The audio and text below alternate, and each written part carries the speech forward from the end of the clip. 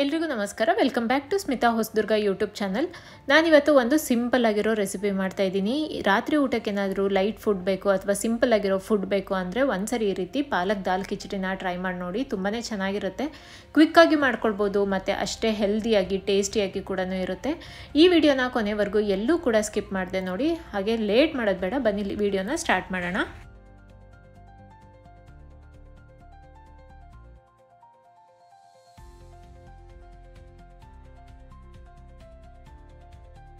ಮೊದಲಿಗೆ ನಾನಿಲ್ಲಿ ಒಂದು ಚಿಕ್ಕ ಲೋಟದಲ್ಲಿ ಅಕ್ಕಿನ ತೊಗೊಂಡಿದ್ದೀನಿ, 1 ಕಪ್ ಪೂರ್ತಿ ತೊಗೊಂಡಿದ್ದೀನಿ.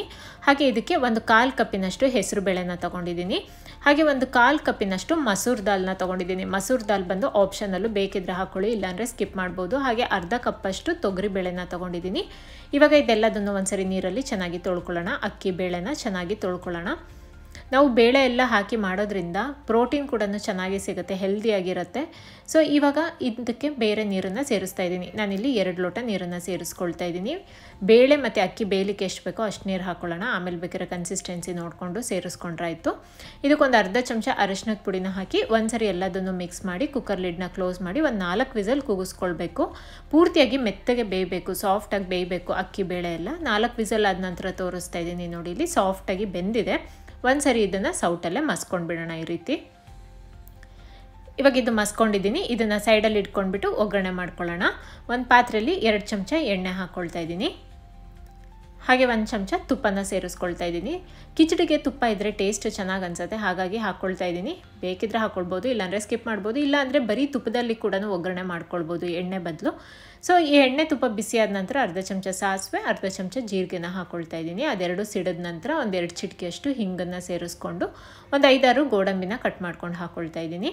ಸೊ ಇದನ್ನು ಒಂದು 30 ಸೆಕೆಂಡ್ ಫ್ರೈ ಮಾಡ್ಕೊಳ್ಳೋಣ. ಗೋಡಂಬಿ ಸ್ವಲ್ಪ ಲೈಟ್ ಗೋಲ್ಡನ್ ಬ್ರೌನ್ ಕಲರ್ ಆಗೋವರೆಗೂ ಫ್ರೈ ಮಾಡಿಕೊಂಡೆ. ನಂತರ ಒಂದು ಕಟ್ ಮಾಡ್ಕೊಂಡಿರೋ ಈರುಳ್ಳಿ ಹಾಕಿ, ಈರುಳ್ಳಿ ಕೂಡ ಲೈಟ್ ಗೋಲ್ಡನ್ ಬ್ರೌನ್ ಕಲರ್ ಆಗೋವರೆಗೂ ಫ್ರೈ ಮಾಡ್ಕೊಳ್ತೀನಿ.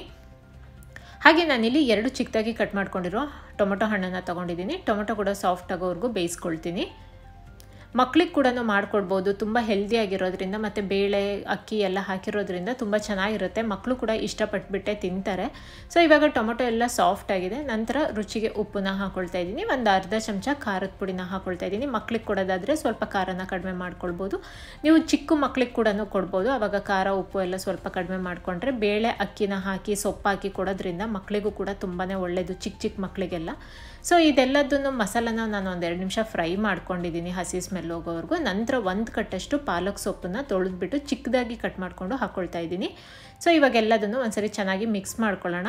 ಹಾಗೆ ಈ ಸೊಪ್ಪನ್ನ 1-2 ನಿಮಿಷ ಫ್ರೈ ಮಾಡ್ಕೊಳ್ಬೇಕು. 1-2 ನಿಮಿಷದಲ್ಲೇ ಸೊಪ್ಪು ಬೆಂದೋಗ್ಬಿಡುತ್ತೆ ನೋಡಿ. ಇಲ್ಲಿ ಸೊಪ್ಪೆಲ್ಲ ಆಲ್ರೆಡಿ ಬೆಂದೋಗ್ಬಿಟ್ಟಿದೆ, 2 ನಿಮಿಷ ಸಾಕಾಗುತ್ತೆ. ಇದೆಲ್ಲ ಸೊಪ್ಪೆಲ್ಲ ಚೆನ್ನಾಗಿ ಬೆಂದಿದ ನಂತರ ಬೇಯಿಸಿಟ್ಕೊಂಡಿರೋ ಅಕ್ಕಿ ಬೇಳೆನ ಹಾಕ್ಕೊಳ್ತಾ ಇದ್ದೀನಿ. ಸ್ಮ್ಯಾಶ್ ಮಾಡಿ ಹಾಕ್ಕೊಳ್ತಾ ಇದ್ದೀನಿ. ಸೊ ಒಂದ್ಸರಿ ಮಿಕ್ಸ್ ಮಾಡಿಕೊಂಡು ಕನ್ಸಿಸ್ಟೆನ್ಸಿ ನೋಡಿಕೊಂಡು ನೀರನ್ನು ಸೇರಿಸ್ಕೊಳ್ತೀನಿ. ಇವಾಗ ಇದು ಗಟ್ಟಿನೇ ಆಗಿದೆ. ಸೊ ನಾನು ಇವಾಗ ನೀರನ್ನು ಸೇರಿಸ್ಕೊಳ್ತೀನಿ. 1 ಲೋಟದಷ್ಟು ನೀರನ್ನು ಸೇರಿಸ್ಕೊಂಡೆ. ಒಂದ್ಸರಿ ಎಲ್ಲದನ್ನು ಚೆನ್ನಾಗಿ ಮಿಕ್ಸ್ ಮಾಡ್ಕೊಳ್ತೀನಿ. ಮಿಕ್ಸ್ ಮಾಡ್ಕೊಂಡಿದ ನಂತರ 1 ಕುದಿ ಕುದಿಸ್ಕೊಳ್ಬೇಕು. ಮೀಡಿಯಮ್ ಫ್ಲೇಮಲ್ಲಿ ಇಟ್ಕೊಂಡು 1 ಕುದಿ ಕುದಿಸ್ಕೊಳ್ಳೋಣ. ಎಲ್ಲ ಚೆನ್ನಾಗಿ ಮಿಕ್ಸ್ ಆಗಬೇಕು ಅಕ್ಕಿ ಬೇಳೆ ಜೊತೆ ಮಸಾಲ ಎಲ್ಲ. ಅದಕ್ಕೋಗಿ 1 ಕುದಿನ ಕುದಿಸ್ಕೊಂಡಿದ್ದೀನಿ. ಈಗ ನಂತರ ಲಾಸ್ಟಲ್ಲಿ ನಾನು ಸ್ವಲ್ಪ ಕಟ್ ಮಾಡ್ಕೊಂಡಿರೋ ಕೊತ್ತಂಬರಿ ಸೊಪ್ಪನ್ನು ಹಾಕ್ಕೊಂಡು ಒಂದ್ಸರಿ ಎಲ್ಲದನ್ನು ಚೆನ್ನಾಗಿ ಮಿಕ್ಸ್ ಮಾಡಿಕೊಂಡ್ರೆ ಟೇಸ್ಟಿಯಾಗಿರೋ ಹೆಲ್ದಿಯಾಗಿರೋ ಅಷ್ಟೇ ಘಮ ಅಂತಿರೋ ಪಾಲಕ್ ದಾಲ್ ಕಿಚಡಿ ರೆಡಿಯಾಗಿದೆ. ಈ ವಿಡಿಯೋ ನಿಮಗೆಲ್ಲರಿಗೂ ಇಷ್ಟ ಆಗಿದೆ ಅನ್ಕೋತೀನಿ. ಬಿಸಿ ಕಿಚಡಿ ಜೊತೆ ಸ್ವಲ್ಪ ತುಪ್ಪ ಹಾಕ್ಕೊಂಡು ತಿಂತಾ ಇದ್ದರೆ, ನೆಂಚ್ಕೊಳ್ಳೋಕೆ ಸ್ವಲ್ಪ ಉಪ್ಪಿನಕಾಯಿ ಇದ್ದರೆ ಅದಕ್ಕಿಂತ ಕಂಫರ್ಟಬಲ್ ಫುಡ್ ಇನ್ನೊಂದಿಲ್ಲ. ಈ ವಿಡಿಯೋ ನಿಮಗೆ ಇಷ್ಟ ಆಗಿದೆ ಅನ್ಕೋತೀನಿ. ಈ ರೆಸಿಪಿ ಕೂಡ ಟ್ರೈ ಮಾಡಿ ನೋಡಿ.